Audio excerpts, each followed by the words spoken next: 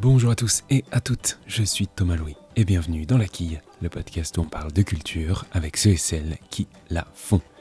Aujourd'hui, je reçois la comédienne et scénariste Lison Daniel à l'occasion de la parution de son livre aux éditions Grasset, Les Caractères. Et justement, vous connaissez peut-être Lison grâce à son compte Instagram Les Caractères, où depuis quelques années, elle s'attelle à créer une galerie de personnages, tous aussi différents les uns que les autres, et désormais réunis dans ce recueil.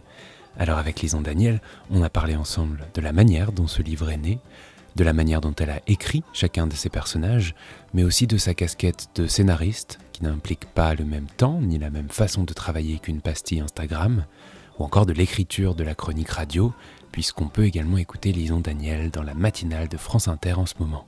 Bonne écoute. Lison Daniel, bonjour. Bonjour. On est chez toi. Je Ouais. vais pas forcément décrire ton intérieur aux gens qui nous écoutent parce que ça serait un peu indiscret, c'est pas le but. Mais est-ce que cet endroit est un endroit de travail ? C'est un endroit de travail, oui, c'est forcément quand on écrit, on est souvent chez soi. T'as pas de bureau typiquement ? Alors j'ai pas de bureau encore, mais souvent je travaille aussi dans les productions Mm. des séries sur lesquelles j'écris. Ouais. Donc il m'arrive d'avoir un bureau, mais c'est des bureaux qui sont pas, c'est pas mon bureau de tous les jours. C'est pas écrit Lison Voilà, Daniel ça dessus. dépend des projets. Et ici c'est un endroit où je travaille, donc là il y a un bureau ici qu'on a installé et c'est quand même un endroit très agréable. Oui, le lieu est très agréable. Oui. Décrivons ça. Alors, on ne décrit pas, mais c'est quand même un lieu très beau et très agréable, C'est quand même avec somptueux, énormément quoi. de goût.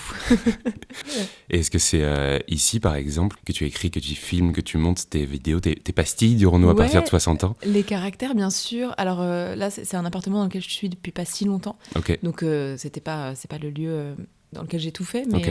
mais tout ce dont j'ai besoin pour travailler, c'est un mur blanc et mon téléphone. Donc c'est pas ici, il y a ce qu'il faut. Spoiler, il y en a. Spoiler, il y a des murs blancs. En réalité, on pourrait parler de tes vidéos tout l'entretien et on va indirectement le faire puisque Mhm. ces vidéos en question sont regroupées dans ce petit livre jaune, Mhm. Les Caractères. J'ai probablement la question la plus simple. Pour commencer à en parler, comment le projet du livre est venu ? Est-ce que c'est toi qui as eu l'idée de les mettre, de les figer sur le papier, ces personnages ? C'est une idée conjointe avec Christophe Bataille, l'éditeur des Caractères, Ouais. enfin l'éditeur de Grasset. chez Grasset. Et en fait, on a commencé à parler d'écriture, de ce qu'on pourrait faire. Et puis finalement, je lui ai envoyé mes textes. Enfin, je lui ai envoyé les quelques textes que j'avais, parce qu'en fait, je les ai effacés au fur et à mesure. Ok, Donc, ouais. ceux qui me restaient, donc en fait, Ce les qui- plus récents. Ce qui implique que c'est quand même écrit malgré tout, il n'y a pas d'impro, etc. Il y a 0 impro, à peu de choses près. Il y a quasiment pas d'impro. En Ok. fait, c'est écrit à la virgule. Sauf quand vraiment je trouve un bon mot au dernier moment, mais en fait, généralement, je me tiens à ce que j'ai écrit. Et donc en fait je l'ai envoyé, puis il a dit mais tiens en fait c'est chouette à lire, et puis bon petit à petit voilà, l'idée est née comme ça. Et il m'a convaincu de l'intérêt de lire les caractères vraiment voilà, sans la vidéo, tout ça, enfin de lire mes textes. Et moi j'étais pas tout à fait convaincue Oui, au c'est début, ça. je me disais mais je vois pas l'intérêt, etc. Et puis en fait en le lisant je me suis dit c'est peut-être intéressant C'est peut-être une bonne idée. en fait. L'objet livre aussi, ça ancre ce moment dans ta vie aussi. Je sais pas si tu es voué à toujours poster des vidéos sur Instagram de tes personnages, ce serait super bien sûr, mais c'est, j'imagine, aussi un moment qui va devenir un souvenir, une étape, un événement clé dans ton parcours, et que c'est peut-être aussi chouette d'en avoir un souvenir concret, palpable, non ? Exactement. Je suis très heureuse de ça, d'avoir un objet qui vient de cette chose un peu éphémère, enfin éphémère ou non, mais ça dépend comment est-ce qu'on voit Ouais. les réseaux sociaux, mais il y a quand même cette chose-là qui est immatérielle. Et je suis très heureuse que ça devienne effectivement un objet, que ce soit ancré Ouais. avec un A et avec un E, voilà, dans un livre. Donc c'est vrai, c'est une étape, et peut-être une étape qui va aussi me permettre de passer un petit peu à un autre chapitre, puisqu'on est encore dans la métaphore des livres. Puisque... Félicitations. Au secours, il est 10h du matin, pardon. Alors forcément, adapter quelque chose, quel que soit le support, c'est faire des choix, c'est adopter des codes nouveaux. Et donc dans l'objet livre, nécessairement, il n'y a ni voix, ni filtre pour le visage. Mhm. Ce qui permet d'ailleurs littéralement de donner un nouveau visage au personnage, si, je sais pas, si on ne connaît pas par exemple. Mhm. Et de ce fait, il y a parfois des didascalies, par exemple, comme Oui. au théâtre. Oui. Alors j'ai juste noté la page 14 pour ceux et celles que ça intéresse. C'est Astrid, qui est une animatrice radio, et ça commence par une didascalie à l'antenne d'une voix maniérée pour qu'on comprenne, pour qu'on se figure, je suppose. Ou même principe Becky, qui a un accent anglais et qui est difficilement retranscriptible à l'écrit, par exemple. Du coup, dans le livre, il y a des fautes. Oui. On le comprend avec quand elle dit « J'aime toute Paris ». Comment, justement, tu as retravaillé ces textes pour qu'ils soient lisibles et compréhensibles à l'écrit aussi? Avec quel angle? Je les ai très peu retouchés, à l'exception de ces quelques didascalies, mais parfois, c'est des didascalies que je m'écris moi-même. Pour les tons, etc. Okay. Alors, pas pour la situation, oui. Elle écrit d'une voix maniérée, mais... Enfin, où elle est dans un studio de radio, mais j'ai fait le moindre retouche possible. C'est quasiment ce que moi j'écris dans mon application de notes. Voilà, à la seule différence que parfois on a besoin de didascalie pour que le lecteur comprenne la situation. Et en fait, il y a quelques textes pour lesquels j'ai eu besoin de le faire, et notamment pour Astrid, parce qu'en fait, la mécanique comique de Astrid, c'est que quand elle est à l'antenne, donc c'est une animatrice de radio, donc quand elle est à l'antenne, elle parle comme ça. Et dès qu'elle est hors antenne, elle est à la fois vulgaire et enfin, elle parle de manière hyper désagréable et plus du tout avec cette petite voix maniérée. Donc voilà, si on n'a pas ça, si on n'a pas cette didascalie-là, on perd l'intérêt du texte. Revenons un peu à la genèse. Quelle était ton ambition avec cette galerie de personnages? À la base, je crois que tu l'as créée avec ta cousine. Laura. Qui est illustratrice, Laura Daniel. Qu'on embrasse. Qu'on embrasse très fort. Quelle était ton ambition? Est-ce que c'était représenter un maximum de gens dans la société? Est-ce que c'était vraiment un pur plaisir complètement désintéressé? C'était totalement désintéressé. Il n'y avait pas d'ambition, quoi. Il n'y avait pas d'ambition au début, parce que c'était aussi à une époque où Instagram n'était pas non plus incontournable. Ouais. Enfin, pas encore en France, en tout cas, je crois. Et c'est à parce que ça a commencé en 2017, les caractères. 2017, on a connu, ça a été bien connu en 2020, mais avant ça fait déjà 3 ans d'existence. Et ça a commencé... alors moi, j'étais un peu dans un petit marasme professionnel, quoi. J'étais au début d'une carrière qui n'avançait pas du tout. Et j'avais besoin, je crois, puisque en fait, je ne jouais pas et je n'écrivais pas, parce que je n'avais pas l'occasion. Oui, c'était ton ambition, tu voulais pas être potière. Non, voilà, je voulais pas être potière, moi je voulais être comédienne et scénariste. Donc j'avais ces 2 ambitions-là. Et en fait, c'est très dur de commencer de zéro. Et voilà. Et même quand on sort d'une école de théâtre, personne ne vous attend nulle part, donc c'est pas simple. Et donc j'avais à peu près rien à faire parfois. Donc j'avais des boulots alimentaires, mais en dehors de ça, ce travail-là, j'avais pas l'occasion de le faire. Et en fait, quand on a commencé avec Laura à faire ces petites vidéos, mais pour nous amuser, d'abord c'était entre nous, et qu'on s'est dit ça serait pas mal de les mettre sur Instagram, je me suis dit, en fait c'est bien de le faire, pas pour être connue, pas pour qu'on me remarque, mais pour faire travailler un muscle.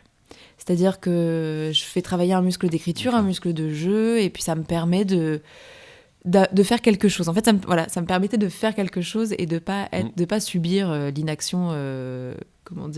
l'inaction subie des producteurs qui ne faisaient pas travailler. Donc voilà, j'étais en chômage subi. C'était pour pas ne faire que serveuse, quoi, un peu. Oui, typiquement. Ton ambition première n'est donc pas d'être humoriste, en l'occurrence.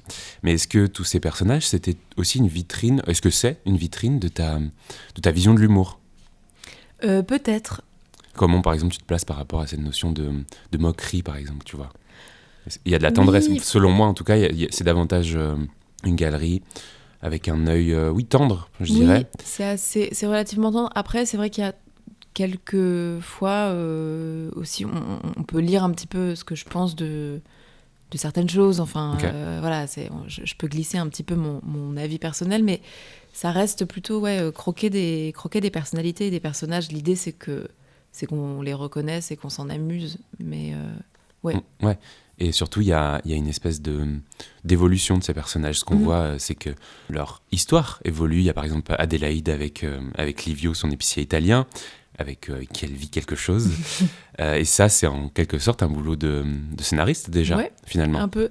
Adélaïde, c'est le personnage le plus scénarisé, entre guillemets, parce que et on peut pas... Enfin, on a du mal à comprendre une pastille sans avoir vu les autres. C'est quelque chose que j'essaye de pas trop faire, parce que Instagram, ça se consomme pas de cette façon-là. Mais Adélaïde, voilà, c'est un personnage c'est un des seuls personnages où vraiment il y a une évolution où il importe de voir les choses passer. Pourquoi on parlait de ça ? C'est un boulot de scénariste. Oui, c'est ça, c'est un boulot de scénariste. Oui, effectivement, je me sens pas véritablement humoriste. Donc, moi, j'étais scénariste et comédienne. Je décide de faire des choses sur Instagram. Et il se trouve que sur Instagram, ce qui fonctionne bien, ce qui est adapté à la grammaire réseau social, c'est l'humour. Ouais. C'est des choses drôles, impactantes. Enfin voilà, quand c'est 1 minute, on peut pas faire des choses trop graves, trop profondes, donc ça a pas de sens. Et donc il se trouve que j'ai été connue pour ces choses-là. Et donc fatalement, et c'est normal, on se dit que je suis humoriste, mais moi j'ai pas particulièrement, pour le moment en tout cas, envie de faire du seul en scène. Par exemple, voilà. Mais voilà, donc le gros, la façon dont je gagne ma vie, en fait, c'est d'écrire des scénarios et de jouer. Et un peu les chroniques sur France Inter. Et un peu les chroniques sur France Inter. Une petite partie. Car félicitations, c'était complètement mon prochain sujet, parce que oui, en attendant, tu explores d'autres canaux aussi sans te montrer. Enfin, quoique désormais c'est filmé, la radio. Tu officies dans la matinale de France Inter. Tu as une chronique régulière le mercredi. Exactement. Quel exercice c'est, parce qu'on ne va pas se cacher que tout le monde ne le fait pas, et c'est, j'imagine, un rapport au temps, au travail, à la pression différent. La pression est différente, mais alors bizarrement, j'ai pas ressenti trop la pression. Ah, trop bien. Bah oui, mais alors c'est peut-être que j'ai un rapport très bizarre au trac. J'ai le trac au moment d'accepter le projet, au moment d'accepter de faire ça, et plus du tout au moment de le faire. Okay. Bon, ça, j'ai peut-être une chance. J'imagine. En tout cas, ça me fait pareil sur scène. J'ai peur au moment où je dis d'accord, je vais faire cette pièce, mais une fois que je suis devant le fait accompli, ça va. Okay. Donc bon, tant mieux. Par contre, il y a un rapport à l'écriture qui est beaucoup plus instinctif, direct. Tu vois, il faut que tu écrives, j'imagine, la veille ou je ne sais quoi. Ouais, ça s'écrit la veille. Je crois que c'est vraiment un truc de chroniqueur, ça. Il faut l'écrire la veille, sinon ça marche pas. Je sais pas. Moi, en tout cas, j'ai jamais réussi à l'écrire avant. Ouais, parfois c'est difficile, vraiment, d'avoir une idée, surtout que moi, je travaille pas forcément avec l'actualité. Et puis, j'écris pas exactement ce que j'écrirais sur mon propre compte Instagram. Je me permets un petit peu moins d'être vulgaire. Je suis après, je suis pas très vulgaire sur Instagram, mais non, voilà, il peut m'arriver d'avoir, voilà, j'ai pas tout à fait le même rapport aux choses. Et puis, je suis, voilà, il y a 2,5 millions d'auditeurs, 2,5 millions d'auditeurs à ce moment-là, je crois. Et puis, c'est le service public, en fait. C'est pas mon compte Instagram gratuit. Enfin, il y a un peu une exigence de dire, on fait pas n'importe quoi. Enfin, en tout cas, moi, j'y pense, mais on peut pas faire n'importe quoi avec l'argent public. Ouais. Non, mais c'est vrai, on est payé par les gens. Symboliquement, en tout cas, ouais. Symboliquement. Et voilà. Mais après, je trouve l'exercice difficile dans le sens où on est obligé d'avoir une idée d'une semaine sur l'autre. Or, les semaines sont souvent chargées, puisque mon travail, c'est pas que ça. Ouais. Parce que les auditeurs imaginent qu'on a une semaine pour les écrire, mais en fait, on prend pas une semaine pour écrire une chronique. On vit, et puis on a un autre travail à côté, peut-être même 2 autres travails. Et puis voilà, donc parfois je m'entoure, j'ai commencé là depuis quelques semaines, je m'entoure de quelqu'un avec qui je peux ping-ponger, peut avoir des idées, ça m'ouvre un peu les chakras, sinon j'ai peur de tourner un peu en rond.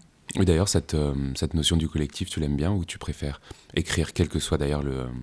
Moi, je suis convaincue qu'on est plus intelligent et plus drôle à plusieurs. Ok. Après, parfois, il y a des choses qui sont très personnelles et où c'est bien d'être seul.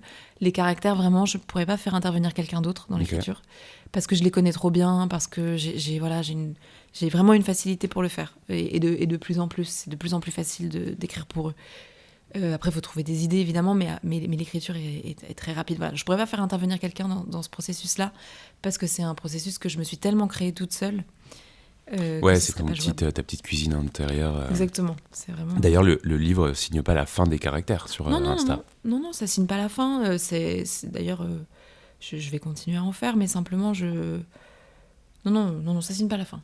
Dans ces vidéos qui ont permis de faire le livre, le filtre a toute son importance, puisque tu incarnes des personnages aussi grâce à ce qu'on appelle ce filtre qui te déforme la figure, mais aussi parfois à la voix. Et à la radio, tu parles de manière aussi plus frontale, dirons-nous. Ouais. Quel rapport tu entretiens avec ta voix, qui est, mine de rien, un outil clé en ce moment pour toi? Bah ouais, c'est un outil clé. Est-ce que tu l'aimes, par exemple? J'y pense pas beaucoup. Ok. Je dois dire. J'y pense pas beaucoup. Je pense plutôt à mes intonations et à la façon que j'ai de la moduler pour faire les personnages. Pour faire les personnages masculins, effectivement, c'est plus compliqué quand on n'a pas de filtre de voix. On avait essayé avec France Inter au tout début de faire des filtres de voix. C'était horrible. C'était vraiment 2 très mauvaises premières chroniques. Et je pense que ça a fait peur à tout le monde. Et j'ai dit, bon, en fait, on va arrêter les filtres, c'est pas bien. Il faut le faire sans. Et puis, les gens vont accepter que c'est un autre personnage et que c'est un homme et que voilà. Et puis, c'est mon travail de le faire. Donc, finalement, on va faire comme ça. Et ça, c'est bien. Et ça a fini par bien se passer. Écrire une chronique, une vidéo et une série, par exemple. Tu as participé à l'écriture du scénario de la série drôle sur Netflix de Fanny Herrero. Aussi du film d'Alex Lutz, La vengeance au triple galop. Absolument. Les temps ne sont pas les mêmes, nécessairement. Alors, lequel semble le plus convenir à tes attentes ? Est-ce qu'on pourrait se dire que le scénario, vu que c'est certainement ton ambition, c'est ce temps long qui t'intéresse le plus ? Je trouve que c'est bien d'avoir les deux temps. En fait, je trouve ça bien d'avoir le temps long pour développer, réfléchir et avoir vraiment pouvoir complexifier les choses. Mais comme c'est assez frustrant parce que c'est difficile d'écrire un scénario, c'est vraiment un travail que je trouve à la fois génial et en même temps terriblement ingrat et dur, vraiment. Pour quelle raison ? Parce que y a à la fois l'infinité des possibles, à la fois les contraintes de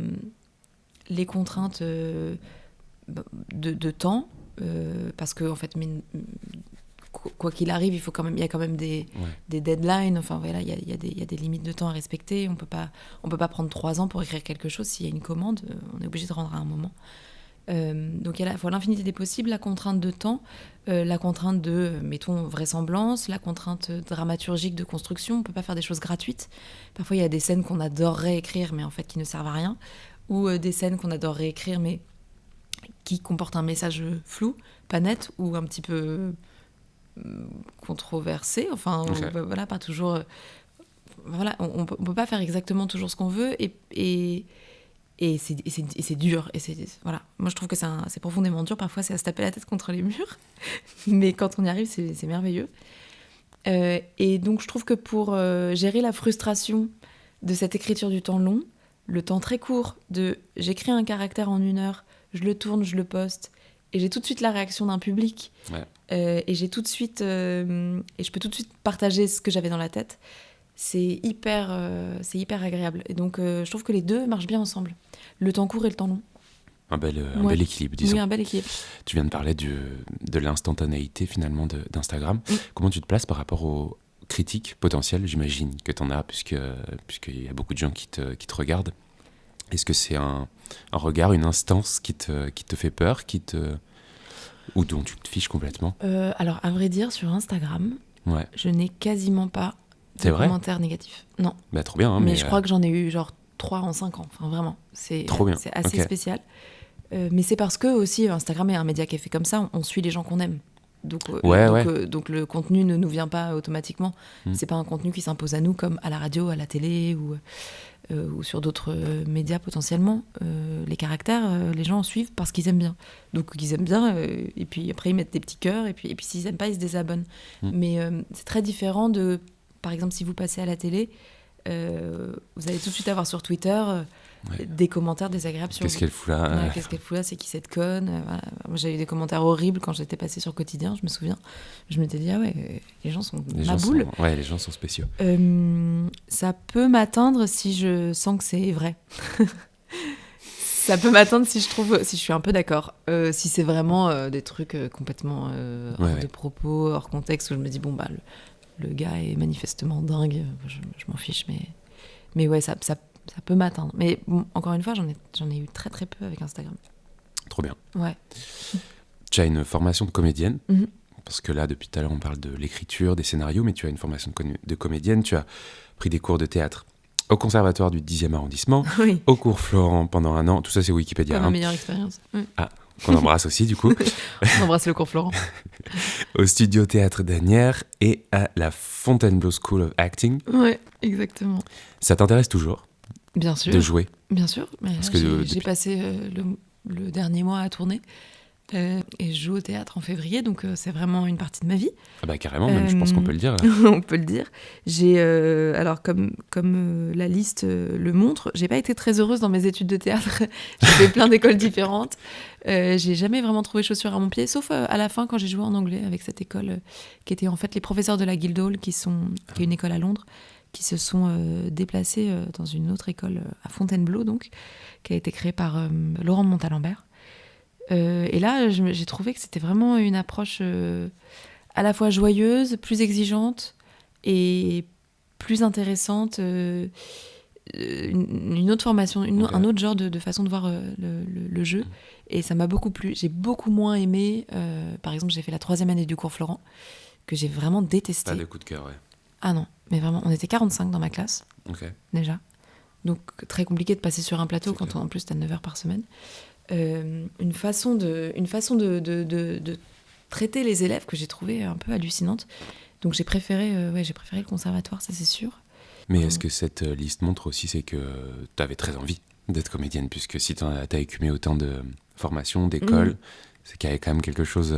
Quand même qu'il y avait quelque chose. Ouais, j'en avais très envie. Et en fait, le vrai jeu, c'est après. Enfin, là où ça devient vraiment difficile, c'est après les écoles. Parce que l'école, c'est une sorte de cocon très agréable. Où Qui te prépare pas, du coup non. Qui te prépare peut-être au métier, mais pas aux compétences du métier, mais peut-être pas au vrai métier. Exactement. Mais même en école de théâtre, on vous prépare pas à un tournage, par exemple. Ok. On vous prépare pas à passer des castings à vous aussi. concentrer. Ouais, mais on vous prépare pas à vous concentrer entre deux paravents et à jouer devant un scotch et à. Bien sûr. C'est vrai. Ouais. Non mais enfin, il y a quelques écoles qui proposent des cours devant la caméra, mais c'est assez. En fait, c'est très spécifique, c'est très différent du théâtre. Et donc, en fait, on se jette dans un grand bain d'eau glacée à chaque début de scène, quoi. Donc, si elle est complexe, tant pis, si on n'a pas eu le temps de la répéter avant. Donc ça vous prépare pas forcément à ça. Mais par ailleurs, ça vous prépare pas du tout à comment trouver des rôles et comment travailler. Ça vous prépare pas du tout à ça, mais bon, c'est normal, parce qu'en fait, il n'y a pas de chemin droit pour faire ça. Il n'y a pas de recette, malheureusement. C'est clair, malheureusement. Bon, je n'oublie pas que je suis ici à l'occasion de la sortie de ton livre, qui est un objet très symbolique. T'es une grande lectrice ou pas ? Oui. Ouais. Oui, je suis une grande lectrice. Je suis une grande lectrice. Alors, un petit peu moins ces dernières années. Ok. Mais j'essaye de lire, j'essaye d'avoir toujours quelque chose. Enfin, j'ai toujours un livre en cours. Mais c'est vrai que la vie fait que j'ai un peu moins l'énergie, le temps de lire. Mais j'ai commencé à lire à 6 ans, comme tout le monde. Mais je veux dire, en fait, la littérature jeunesse a énormément compté dans mon enfance. Okay. J'ai lu... en fait, il n'y avait pas de médiathèque à Marseille à l'époque, il n'y avait pas d'endroit pour lire. Car tu viens de Marseille, tu ne faisais pas l'aller-retour. Non. Je viens de Marseille, ouais. Et en fait, ma mère me raconte qu'elle n'arrivait pas à suivre le rythme de mes bouquins. Il fallait tout le temps qu'elle aille en retrouver, en acheter, en emprunter à des copains, etc. Parce que je lisais très très vite. Et je lis encore très très vite. Et je parle d'ailleurs très vite. Non, tout va bien. Mais ce qui est une chance de lire très vite, je trouve. Mais je me souviens de ce plaisir presque physique, en fait, de réaliser. C'est-à-dire qu'à partir du moment où j'ai compris le concept de la lecture, j'avais un plaisir fou à lire très très très très vite quand j'étais petite. Voilà. Donc je dévorais les bouquins. Les projets en ce moment, de toute évidence, il y a du théâtre, il y a des choses qui arrivent. Ouais, bien sûr. Là, j'écris encore un nouveau projet avec Fanny Herrero. Trop bien. Donc on se voit, je dirais 3 jours par semaine pour écrire, toutes les deux. Je vais essayer d'écrire pour moi là, ces prochains mois, si j'y arrive. Qu'est-ce que tu veux écrire, J'aimerais écrire de la fiction, mais dans laquelle je joue aussi. Ouais. J'ai du théâtre, je joue Un président ne devrait pas dire ça, qui est une adaptation du bouquin de Davé et l'homme. Les 2 journalistes du Monde qui ont fait une série d'entretiens sur François Hollande. Ce livre était super. Oui, ce livre était super. Il doit être là quelque part. Ah oui, je le vois. Donc là, c'est avec Thibaut de Montalembert, Scali Delpera qui joue le président et Hélène Babu qui joue la rédactrice en chef du Monde. Et Thibaut et moi, on joue les 2 journalistes, Davé et l'homme. Oui. Et puis, qu'est-ce qui va se passer d'autre ? Donc là, j'ai tourné dans quelques séries. Et je crois que c'est tout. Les chroniques sur France Inter. C'est déjà pas mal. C'est déjà pas mal. Il me semble que j'oublie rien. Ok. Eh ben moi, j'oublie pas de te poser la dernière question que je pose à tous mes invités, à toutes mes invitées. Est-ce que tu as un ou plusieurs coups de cœur culturels à nous partager ? Ah, c'est ça. Mais du coup, je n'y ai pas réfléchi. Ouais, mais c'est pas bien grave. Alors, bon, bah, c'est peut-être un peu léger, mais je suis en train de regarder la 2e saison de White Lotus. Ok, c'est pas du tout léger, c'est un conseil. C'est un conseil vraiment merveilleux. The White Lotus, donc, qui est une série HBO écrite par Mike White, qu'il avait écrite... alors, la première saison, il l'avait écrite en 6 semaines. Ce petit salaud. Il y a des gens qui ont du talent, bon, qu'est-ce que tu veux que je te dise. Mike White, qui a donc écrit la première saison de White Lotus, c'est donc... White Lotus, c'est une chaîne d'hôtels de luxe dans lesquels se retrouvent des invités, enfin des gens. Des hôtes, des gens, des clients. Ouais.